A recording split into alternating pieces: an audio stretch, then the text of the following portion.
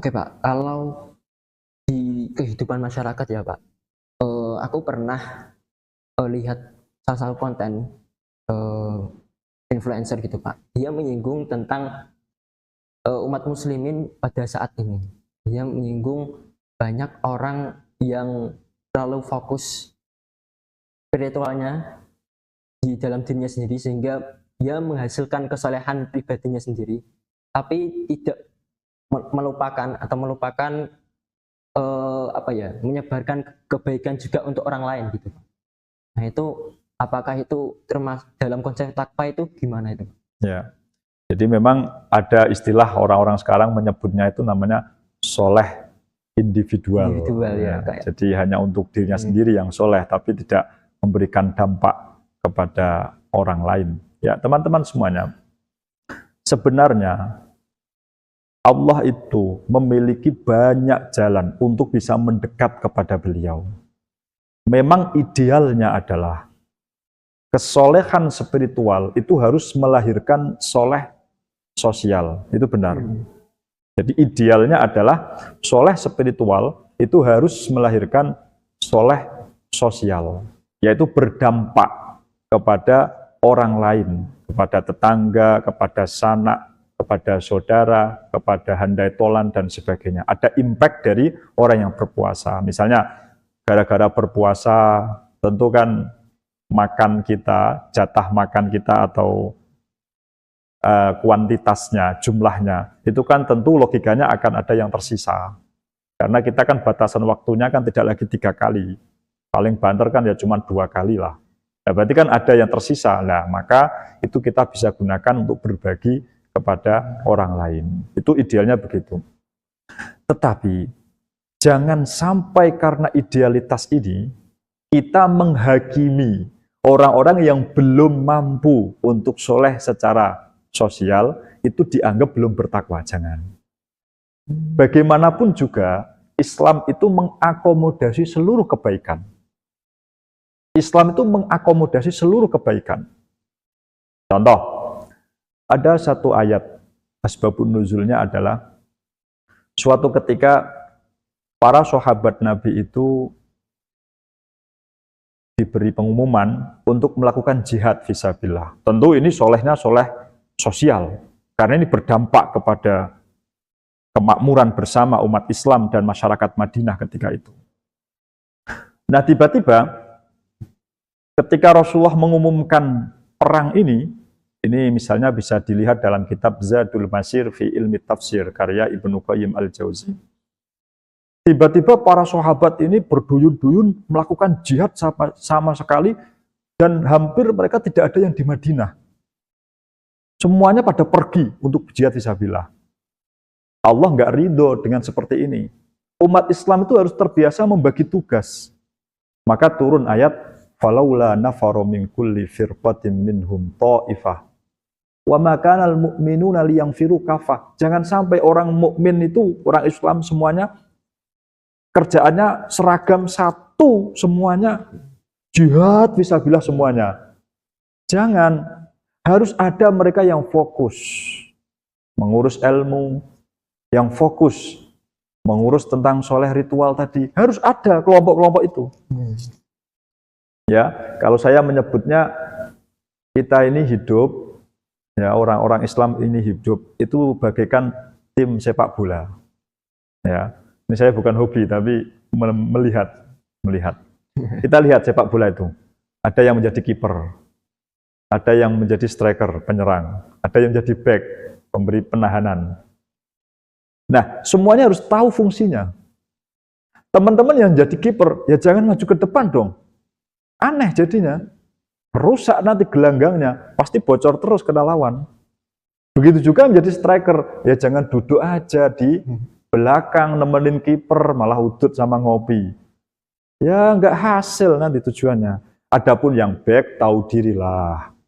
Jangan kau maju ke depan.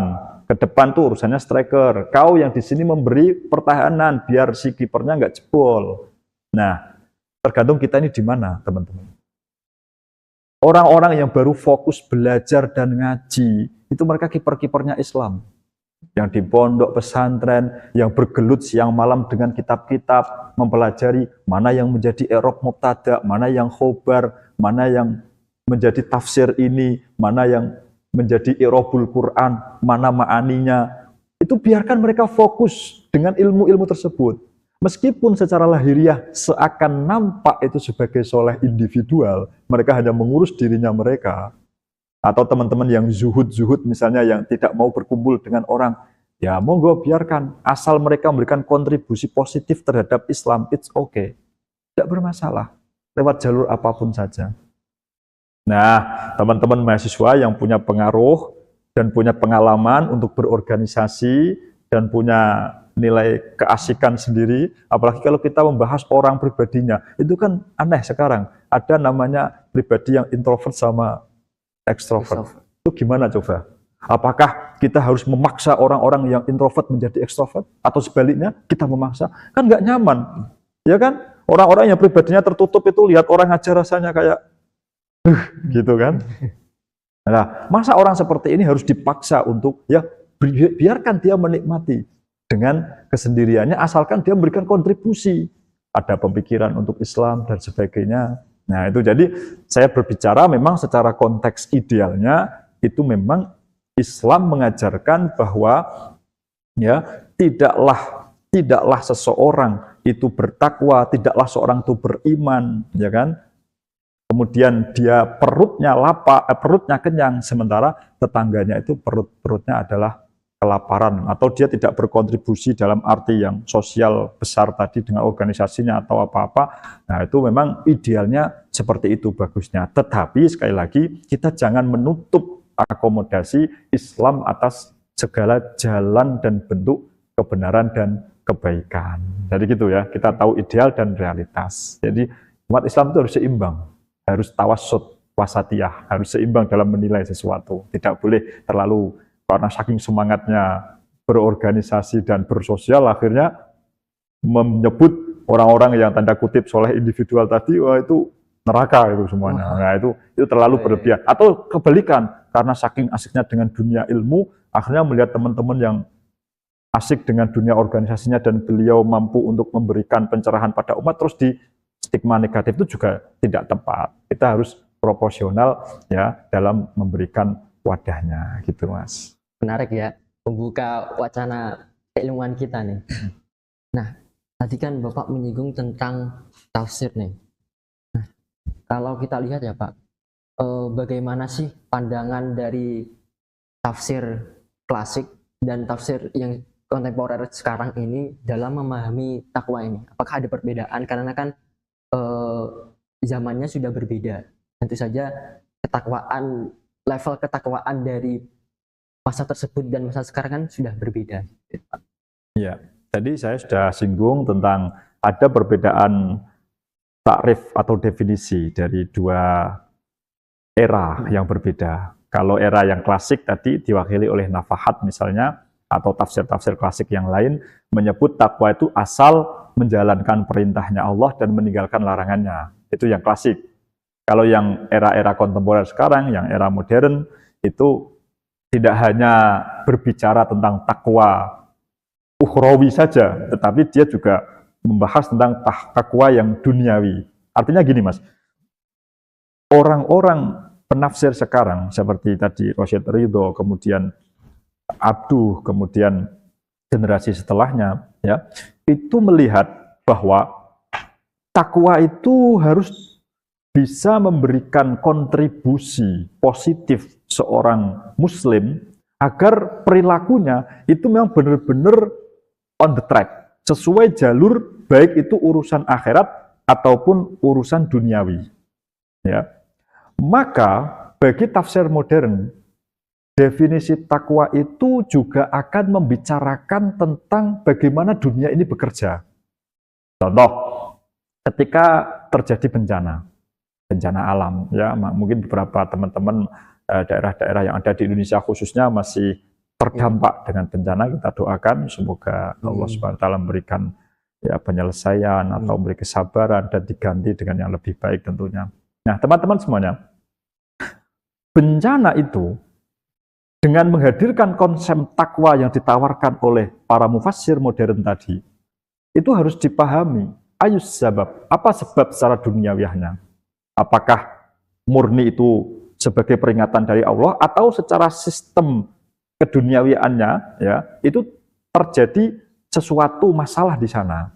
Ya, anggap saja mungkin karena deforestasi, ada penebangan yang liar, atau karena sampah yang tidak ditata kelola dengan baik misalnya, atau karena air yang terlalu kesulitan mencari tempat-tempat untuk bersembunyinya karena sudah terlalu banyak gedung-gedung misalnya sehingga kesulitan meresap ke bawah dan sebagainya. Itu harus dipelajari dalam konsep takwa yang sifatnya adalah ijtinabul asbab al-muhlikat ad-dunyawiyah, menghindari kerusakan duniawi. Maka mau nggak mau dalam masalah ini kita sebagai para akademisi yang konsen di bidang ilmu Al-Quran dan tafsir harus mulai membuka diri, Mas. Yaitu membuka diri untuk kolaborasi, itu kuncinya.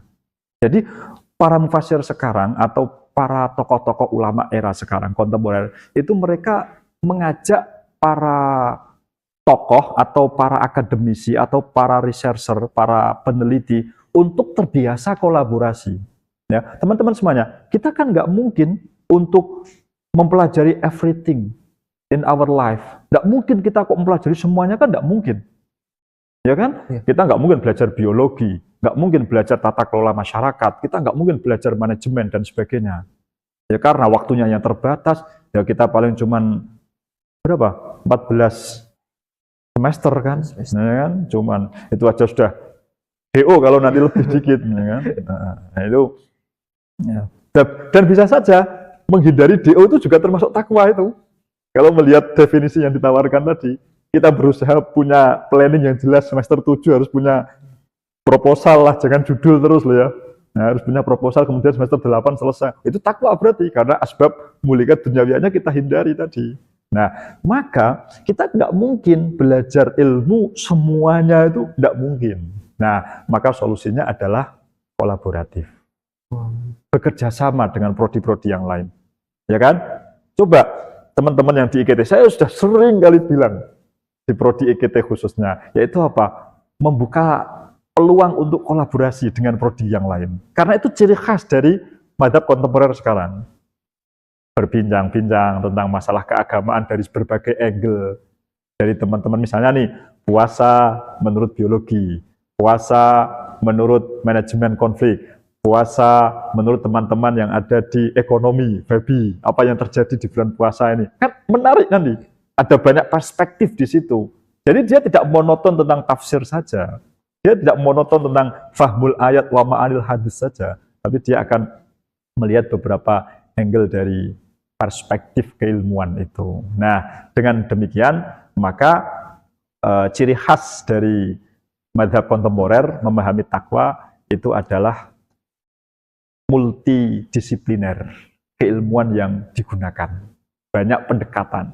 Ya kalau kita mampu semuanya ya alhamdulillah, berarti cerdas banget orangnya. Tapi kalau nggak mampu, tadi solusinya adalah kolaboratif. Kolaboratif itu dalam era sekarang disebut sebagai al-ijtihad al-jama'i, ijtihad yang bareng-bareng.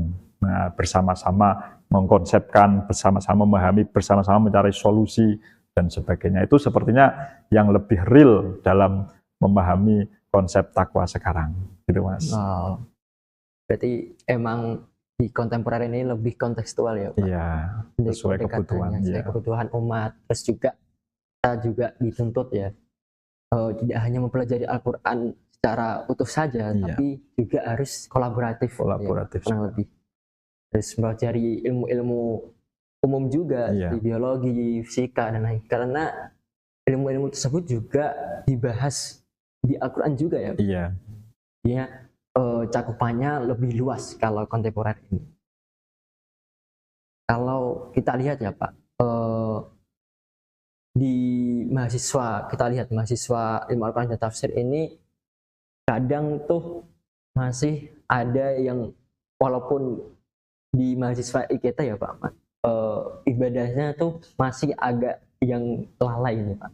Nah, pertanyaannya itu bagaimana sih sebagai kita ya menguatkan, apalagi ini tanggung jawab sebagai kita sudah membaca Al-Quran dan tafsir, seharusnya kita paham artinya dan maknanya.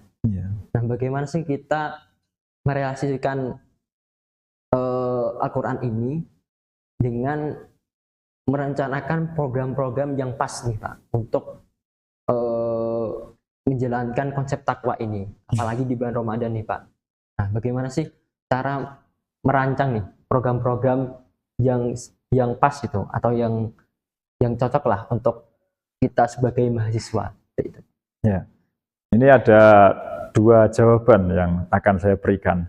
Yang pertama jawaban yang simpel, yang kedua jawaban yang lebih detail. Jawaban yang simpel saya jawab, kalau kita ingin meningkatkan takwa di bulan suci Ramadan ini, solusinya satu, Allahumma dipaksa. Allahumma dipaksa ya, dah selesai itu. Kalau nggak dipaksa, nggak akan pernah terjadi kita. Nggak akan mau baca Quran, nggak mau taraweh, nggak mau tadarus, nggak mau puasa dengan sempurna, nggak mau sholat, nggak akan pernah, karena nafsu kita nggak akan pernah puas dengan kebaikan. Pasti dia ada aja celahnya. Maka satu-satunya solusinya Allahumma dipaksa tadi. Paksa aja. Biarkan dia tidak menikmati awal-awal. Nanti lama-lama juga Witing Trisno Jalaran Songko Kulino. Benar Pak. Iya. Nanti kelama-kelamaan akan suka dengan Quran, lama-kelamaan akan suka dengan hadis, akan suka dengan taraweh, akan suka dengan baca Quran dan seterusnya. Itu secara jawaban simpelnya. Adapun kalau jawaban detailnya, kita perlu memahami tentang why, how, what. Mengapa, bagaimana, dan apa. Mengapa kita sampai tidak mau menghormati dengan optimal bulan Ramadan? Jawabannya yang paling pertama adalah al-jahalah, karena kita nggak tahu. Kita nggak tahu betapa keistimewaannya Ramadan. Kita nggak tahu bagaimana para ulama dulu menghormati Ramadan seperti itu. Kita nggak tahu bagaimana Allah sampai merayu-rayu umatnya agar mau memuliakan Ramadan. Kita nggak tahu betapa Rasulullah sampai nangis-nangis kepada Allah agar umatnya bisa menghormati Ramadan. Nah, kalau kita nggak tahu, berarti kuncinya, solusinya, ya belajar.